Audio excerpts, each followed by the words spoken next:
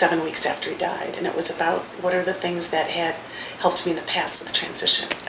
So I had like 6 areas. It's almost like you were on the Colorado River, and you had done you'd gone through the rapids, and now you were on 5. You didn't know you'd ever have to go through the number 5 level. Analogy. It was like, and then all of a sudden you're like, oh my God, I think I kind of know how to do this, but this is way beyond what I had thought it would be. Oh yeah, I never would have know. anticipated it.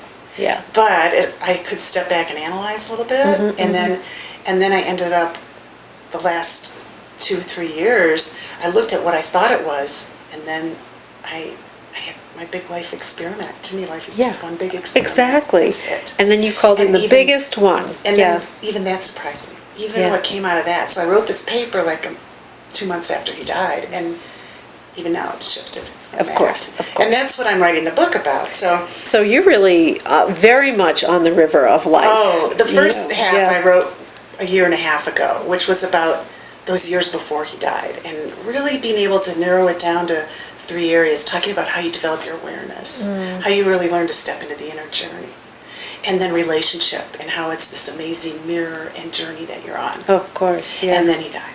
Yeah. So then the part I'm still working on writing, it's more organizing than writing, is those pieces that really became so incredibly valuable. And I know those pieces, but I'm working with clients now, and I want to make sure what I'm writing is in a form that serves people who are reading it. So let's talk a little bit about the work that you offer. So we know you're a coach. Yeah. You are writing this book, which will be available to people to purchase through your website, empoweredforlife.net. Yeah. But you're also doing some workshops, online, webinar. What are you up to there? Yeah. Well, this last year I've done a lot of speaking. So yes, I've been had, speaking. and some workshops have come out of that for up to 50 people at a time. I'll do a couple-hour workshops. But, is it on grief? Is it on transition? No, is it's just about uninvited change. Uninvited change could mean anything. That's the thing. You see these things that are challenging and hard, and you don't run away from them. Right. And you don't let them run you over. Right. You learn to become friends with them. You engage with them. They're part of what is. It transforms who you are. You allow yourself to go into the pain, and then it transforms you.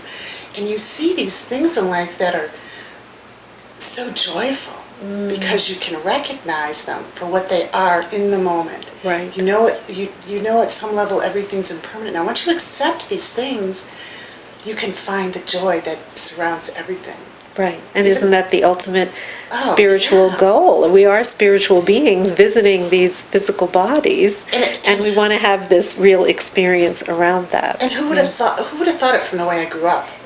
And I think for me, where I'd been successful in the world before with lots of money and a lot of people, and I hadn't learned to tap into my intuition. And that's such an important part of being an entrepreneur. All the things I've done. And it's all about, the priestess energy is all about tapping into the intuition, because that's an enormous, it's like having this gigantic pantry of goodies, and you never go there.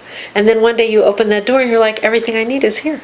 That's our intuition. Everything we need is there. It's there, and it's not even like, I say the words work, and that's not work. All we're doing when I'm with other people or I'm in this personal growth arena is removing these layers. Yes. Because these things are already here. They're already here. It was more like a movie. It was like a movie. In that you couldn't have planned any of them. Right. It's a little longer, so I don't know. Anyway, I'll give you the Reader's Digest version. First, just the fact that it was on our anniversary. Yes, the synchronicity kind of thing. Yeah, 3 weeks after he passed away, I found an old anniversary card that I bought months before but hadn't signed, and it was this black and white photo of this old couple, and she's in a shift and has a golf club, and he's lying there in a hospital gown with a ball in his mouth, and she's about to swing it, and you open the card and it says, "What would I do without you anyway? Happy anniversary." And I had to laugh. I mean, it sounds a little morbid, but I know he laughed. Of course. And who would have known? I bought it so far ahead. And then about 3 months afterwards, I was in Vail with a friend of mine who'd got me on Match.com, which is how I'd met him. Right. And one of his best friends who lives up there, and I was explaining how I first met him, and I realized, oh my gosh. And I explained that the first note he wrote me was about skiing and how he'd seen this couple go down, and he hoped, and they were elderly and corn cob, and he hoped. So same kind of card, really. Yeah. Only it was a note. Yeah. And it was, I want to be like that. Well, right when I was telling the story, I realized that's how we spent our last day. The first day, he sent the note, described how we spent our last day. Oh, that's amazing. Isn't that amazing? It's beautiful. And And of course, you're noticing. This is later. All these things have happened. But these That things are in our awareness. lives all the time. We don't notice. Exactly. You were like alert to the connections. But even some of Yeah. them took time Yes. to be aware. And then the last one was I'd given a talk at the Boulder Women's Leadership Group 4 days after we were married, and it was about balance and how you work with all these things that come up in life. And we ended it with the singing of a song from the musical Rent, which is Seasons of Love, 525,600 minutes. And you know Yes, that song? yes. Kind of corny, but It's wonderful. it's about the life over the course of a year, and there's a death involved. And a year to the day of when we sang it, we were in the Sukhavati service with 450 people. It's amazing. Year to the day. Year to the day.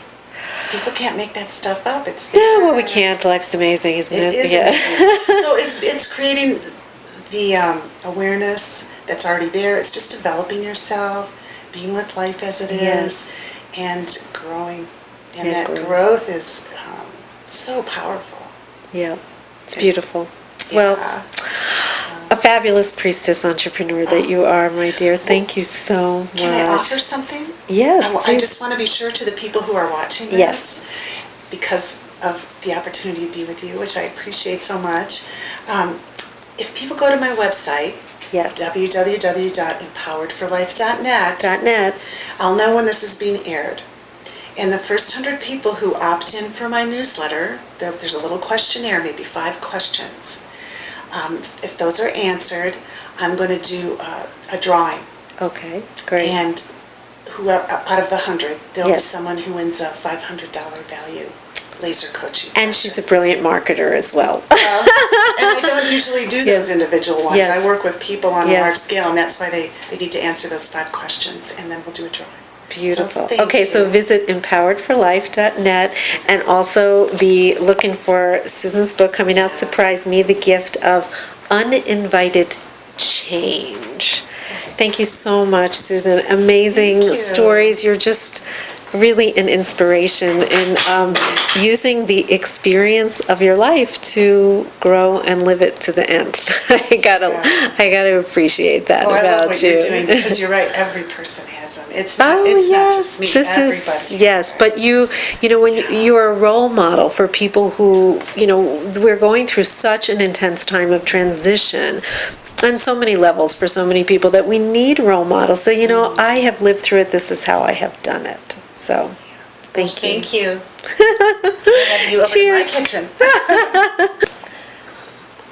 If you would like to learn more about being a priestess entrepreneur, you can check out my book, Priestess Entrepreneur Success is an Inside Job, at my website, practicalpriestess.com. And I have a whole bunch of other writings there as well, all kinds of inspirational works to help you become the empowered priestess entrepreneur that you probably already are. Thank you so much for joining us today. This is Cindy Morris for Boulder Valley Media Alliance Channel 22.